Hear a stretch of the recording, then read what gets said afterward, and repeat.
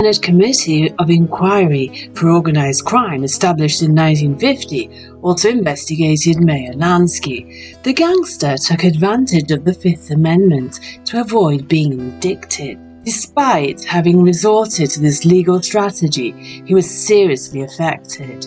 Before being summoned to the Senate Commission, he had managed to avoid many investigations, but immediately after his hearing, he was put in the spotlight of the Senatorial Commission, so much so that he became one of the main targets.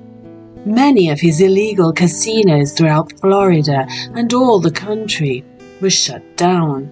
In Saratoga Springs in upstate New York, he had to plead guilty to the crime of illegal gambling and therefore was jailed for 3 months.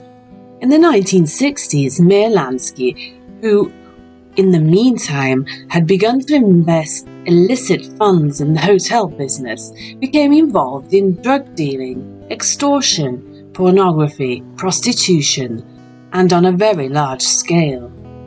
By the 1960s, what Lansky had left were his gaming interests in Nevada.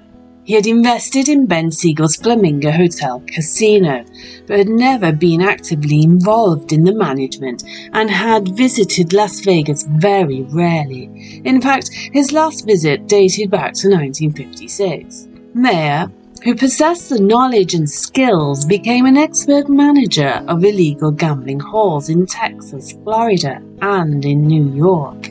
These casinos were defined as luxury gambling dens. In fact, they distinguished themselves from the squalid ones managed by the New York underworld or in other big cities. They were elite clubs where you could enjoy refined food and classy liquors. Furthermore, they were tastefully furnished and the clientele was selected. The merit of the Jewish gangster was to develop quick mental calculations that allowed him to make the cash disappear, so as not to pay the contributions set by the tax authorities to the state of Nevada. Although Lansky was Lucky Luciano's close collaborator, not being of Italian origins, he could never become a true mafioso. An accomplished man, nor was he ever admitted to the most secret meetings of Cosa Nostra. He was never able to interact with the mafiosis of Italian origin to establish political lines and make life or death decisions.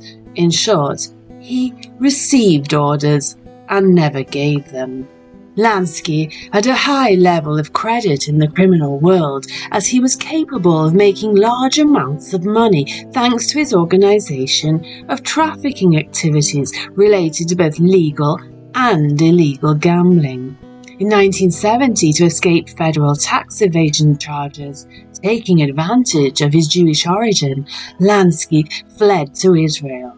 Although Israeli laws allowed any Jew to settle in the state of Israel, the Israeli government had the right to exclude anyone with a criminal past. Therefore, 2 years later, Lansky was deported to the United States and became the target of FBI surveillance. In a bugged hotel room, he was overheard commenting on a television discussion about organized crime.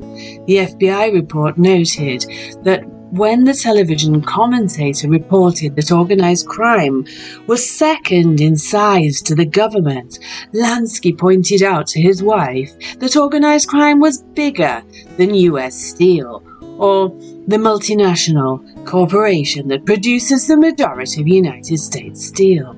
This comment later appeared in print and ended up in the screenplay for the film The Godfather 2, in which Lansky's character, Hyman Roth, whispers to Michael Corleone, "Michael, we're bigger than U.S. Steel." However, Lansky held a crucial position as the conduit for valuable investments in Las Vegas casinos amounting up to $2.2 million and producing just over $1 million in cash in revenue from skimmed profits.